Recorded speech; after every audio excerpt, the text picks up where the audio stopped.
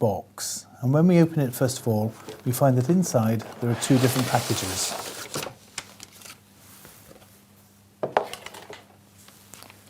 These two different packages are sterilely wrapped. The first one is the introduction kit, and the second one is the Never Touch Direct fibre. First we're going to look at the introduction kit, which is in its own sterile sachet, and this can be opened and handed directly to the scrub nurse or the surgeon depending how your clinic is set up. This can be dropped straight onto the table, or of course they can pick it out of the sterile wrapping itself. The first of the three parts of this kit is the micropuncture needle, and I must say that this is one of my favourite parts of the whole kit. It's so thin that we can get into virtually any size vein, and it's very easy to see on the ultrasound. It's also very sharp, and when you get into the vein you get just a little bead of blood coming back into this area here, and that means you can see exactly where you are. The second part is the small introduction cannula that has to go inside the vein. Unlike the older kits which had a very long laser sheath that the laser fibre went up inside, the Never Touch Direct only needs access inside the vein, and therefore we're able to use this very small and thin cannula.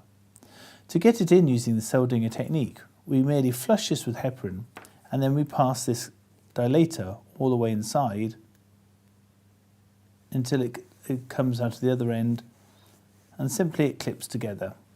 Once it's clipped together, this can be passed on the end of the wire into the vein itself, and once it's in the vein, this gives us a very low profile access into the vein itself, for which the Never Touch Direct can be introduced into the vein and positioned. The third component of this kit is the very small introduction wire, and this can be passed down inside the micropuncture needle when in position, and as you can see it's a very fine but quite short wire. It only needs to be short because, of course, unlike the older systems which go right up to the saphenofemoral junction or the sphenopopliteal junction, this only has to go just far enough to allow the cannula to be inserted into the vein. The second package within the Never Touch Direct kit is the laser fibre itself. This is in its own sterile envelope, which once again can be opened up and handed to the scrub nurse or to the surgeon themselves, depending who wishes to do the procedure. And this is actually worthy of a bit of looking at, because this, what many companies use as card, is actually a plastic and a very well organised plate to really hand over to the person doing the procedure. The Never Touch Direct fibre comes recoiled in this special die card which holds it in its configuration.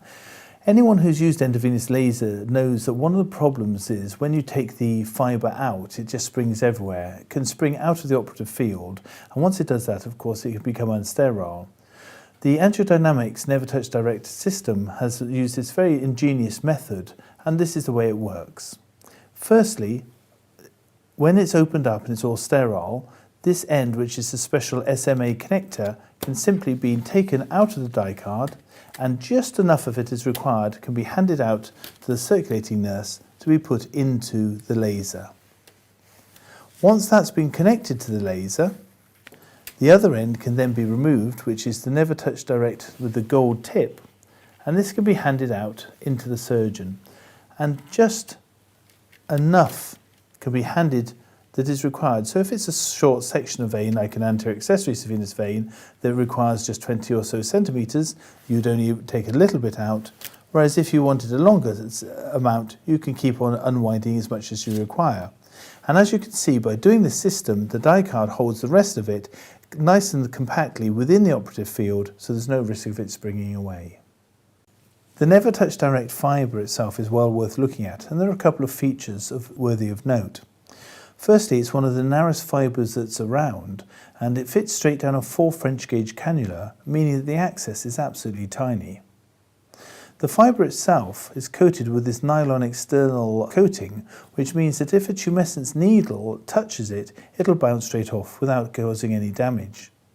At the Whiteley Clinic, we've published previously, using bare tip fibres, that it is possible to damage the outer coating of a bare tip fibre, and that fibre then can actually, when it's fired, can cause damage to the whole fibre itself, and in one case we even saw it break.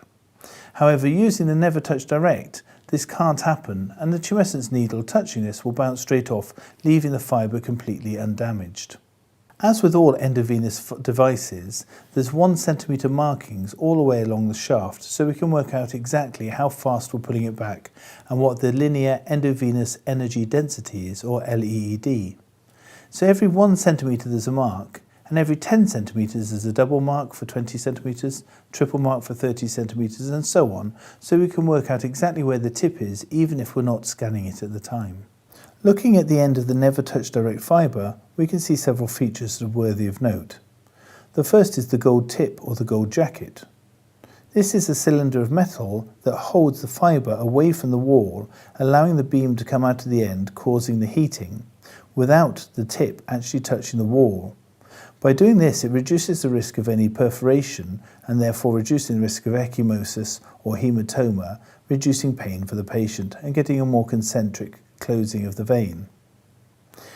We can then see the marking, and we can see this group of white marks that from the end coming all the way along get closer and closer together until some 3 to 4 centimetres away from the tip they're almost confluent. This means that as we're pulling the fibre out through the skin, we can see the normal marks here on the blue showing every centimetre with a little white mark until we come into the last few centimetres, and we can see at that point these marks start getting closer and closer together. These markings are particularly useful when we're using the skin as a reference point and we're withdrawing the Never Touch Direct fibre. At the end of that confluence in most patients, that's when we would stop the treatment. If we have very good ultrasound, of course, when we start seeing these, we can check that the end is still in the vein. And also, if we know we've got a particularly large patient or a very deep vein, we can actually elect earlier on to stop earlier before we get to the confluence. So this really is a warning saying that the tip is coming near the surface and allowing us to make sure the treatment stops while the tip is still inside the vein. I'm now going to demonstrate the endovenous access, and this is using, first of all, the micropuncture needle. So under ultrasound control, what we would do is we would insert this micropuncture needle into the vein, and then we'd use the ultrasound to make sure we were exactly the right place. Using this model though, you can see we've got a flush back, just as we'd see in the normal patient. Where we've got flush back here into the end of the micropuncture needle, we can then get our guide wire here with the little introducer, and we can put this straight down the end of the micropuncture needle. And once we're in place there, we can push the wire up inside the vein. And once again, once this guide wire is inside the vein, we can use the ultrasound to make sure we're in exactly the right place. Once that's in position, and we can see where we are, we can then remove the needle, leaving the guide wire in place, ready for the cell dinger technique. And you can see tiny little hole here, which in the real patient would be really tiny access. Once the guide wire is in place, we can then put the introducer in, and this is the Never Touch Direct introducer, which as you can see is very small. It's beautifully tapered, so as it goes through the skin, it will just dilate the skin, making a very small passage, and at the end you won't even need a suture at all. A little steri-strip will be enough to close the wound.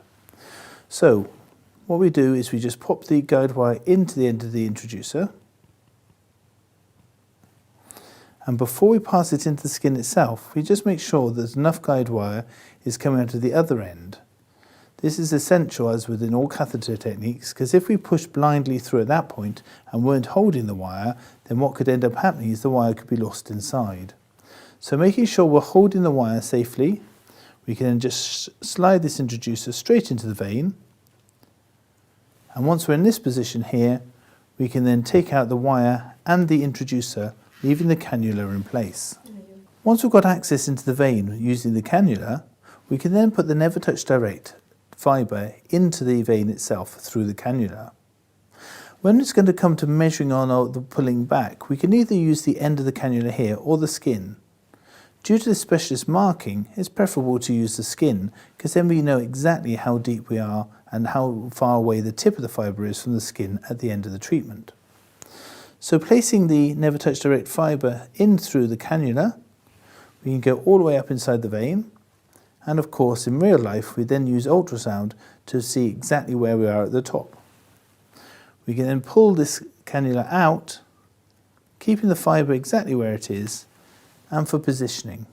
Once we're in this position, we can then use the ultrasound to show that the tip of the Never Touch Direct fibre is 2 centimetres back from the saphenofemoral junction. And so we can then measure here and measure against the number of markings, and so we can mark down exactly where we are at that position. At this stage, we would then put tumescence all around the fibre, and once again this would be under ultrasound control, and the patient would be placed in the head down position. Once the tumescence is safely around the vein and we're happy with the top position, we can start our pullback with the laser on. So the laser will be set to the correct wattage, and then once we're firing the laser, we'll pull it back smoothly and continuously, counting how many seconds each centimetre takes to come through. By multiplying the number of seconds by the wattage for each centimetre, we can work out the LEED, or linear endovenous energy density, to make sure we're closing the vein adequately. As we're doing our pullback, we'll get near the end, and we'll be warned about this because we'll start seeing the large white marks coming, and we know we're within a few centimetres at the end. In a normal size patient, or one where the vein is only a centimetre or so deep to the skin, we'll keep on pulling back and keep treating right up until these white marks become confluent. In a larger patient, or a patient in whom the vein is deeper, we may elect to stop earlier, making sure that we're not putting the fibre through any fat tissue and making sure that the treatment is restricted to the vein only.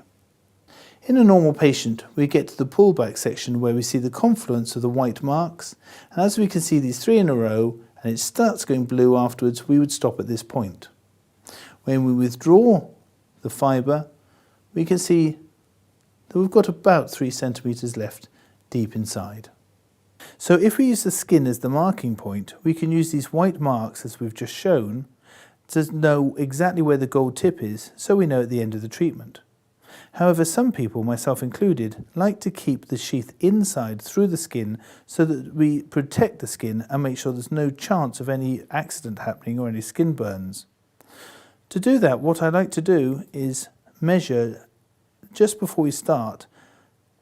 We push the fibre into the sheath, making sure that the gold tip has come all the way through, plus a bit extra, because this is the point we would want to stop treatment.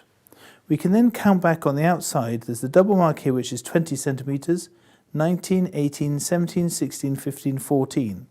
So wherever I'm holding the sheath on the leg, and I can position it to whatever point I want inside the skin. We can have the skin at this point, this point, this point, this point. We can make it anywhere at all. But when we get to 14 centimetres on the outside, we will know that the gold tip is just outside the end of the cannula. If we go further than that, we will actually be withdrawing into the cannula and we'll end up burning the cannula, and that way we could get some damage.